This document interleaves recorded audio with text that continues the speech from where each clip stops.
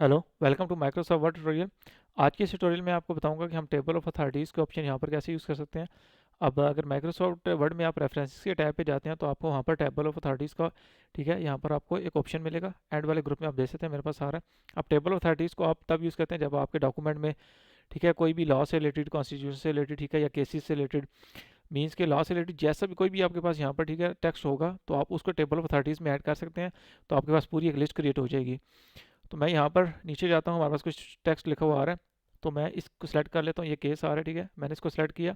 इसके बाद mark station पे मैं क्लिक करूँगा तो सबसे पहले मेरे पास जो बॉक्स आ रहा है उसमें लिखा आ रहा है सिलेक्टेड टेक्स्ट। तो जो मैंने टेक्स्ट सेलेक्ट किया वो यहाँ पर लिखा आ गया। नीचे आपने कैटेगरी यहाँ पर सेलेक्ट करनी है। मैं इसके लिए केसेस की कैटेगरी सेलेक्ट करूँगा, ठीक है। डिफरेंट ऑप्शन आ रहे हैं, केसेस आ रहे हैं, स्टैट्यूट्स हो गया, other authorities, rules, treaties, regulations, ठीक है, और नीचे कॉन्स्टिट्यूशन का भी आ रहा है, और कुछ यहाँ पर मेरे पास नंबर्स में आ रहे हैं। तो इसके मैं इस टेक्स्ट को लिखने के बाद यहाँ पर शॉर्ट साइटेशन मेरे पास आ रहा है, ठीक है।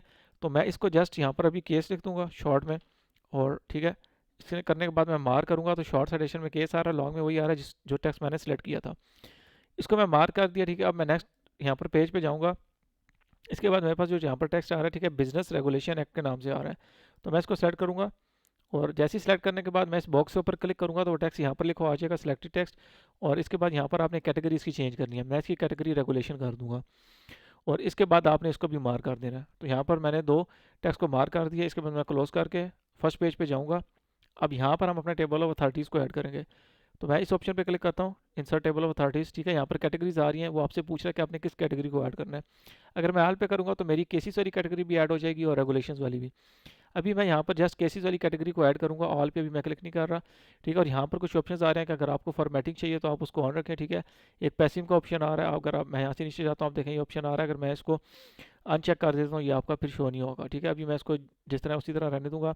टैब रीडर में आपके पास ये इसका स्टाइल है, मैं इसको चेंज करता हूँ तो अभी आप देखें स्टाइल चेंज हो गया। लेकिन मैं इसका यहाँ पर ये ले आऊँगा, ठीक है, जो हमारे पास डॉटेड आ रहे हैं। फॉर्मेट्स भी आ रहा है, आप इनको चेंज कर सकते हैं, ठीक है। यहाँ पर डिफरेंट प्रीव्यू आ रहा है आपके पास, आपको जो चाहिए आप ऐड कर सकते हैं। मैं अभी टेम्पलेट वाली ऑप्शन लेके आऊँगा। इसके बाद मैं ओके पे क्लिक कर दूंगा। तो आप देखें जो केस मैंने सेलेक्ट किया था वो मेरे पास आ चुका है। मैं दोबारा इसी के ऑप्शन के ऊपर जाऊंगा, इंसर्ट टेबल ऑफ अथॉरिटीज़ के ऊपर, और अब मैं यहाँ पर रेगुलेशंस के ऊपर क्लिक करूँगा और मैं ओके कर दूंगा। तो देखें रेगुलेशंस भी मेरा ऐड आ गया और केसेस भी आ गए।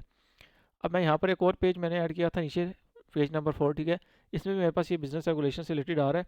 तो मैं इसमें यहाँ पर लीगल प्रिंसिपल्स का जो टेक्स्ट है इसको सेलेक्ट करके इसमें भी साइटेशन ऐड करूँगा, और इसको मैं कैटेगरी रेगुलेशन ही रहने दूंगा। इसको मैं मार्क कर दूंगा। अब मैं क्लोज करता हूँ, ठीक है। यहाँ पर आप जब आप इनको ऐड कर लेते हैं उसके बाद अगर आपने इनको अपडेट करना हो, ठीक है, एक ऑप्शन हमारे पास होता है ये अपडेट का। तो इनको ऐड करने के बाद जब आप कुछ ऐड करते हैं न्यू, ठीक है, जैसे मैंने सिटेशन ऐड किया, मैं इसके ऊपर क्लिक करूँगा, ये ऑप्शन एक्टिव हो गया।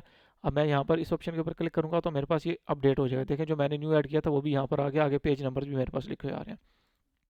तो जो भी आपकी कैटेगरी होगी, ठीक है, आप उसको सेलेक्ट कर लेंगे, केसेस और रेगुलेशंस हो जो भी होगी तो आप उसको उसके मुताबिक यहाँ पर ऐड करेंगे।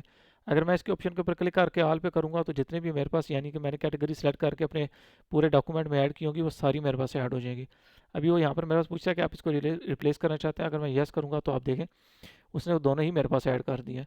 वैसे मैंने अलग-अलग की थी, आप एक इकट्ठा भी उसको ऐड कर सकते हैं। तो यह आपके पास टेबल अथॉरिटीज़ का ऑप्शन इस तरह काम करेगा। तो यहाँ पर जितने भी ऑप्शन है वो मैंने आपको बता दिए हैं।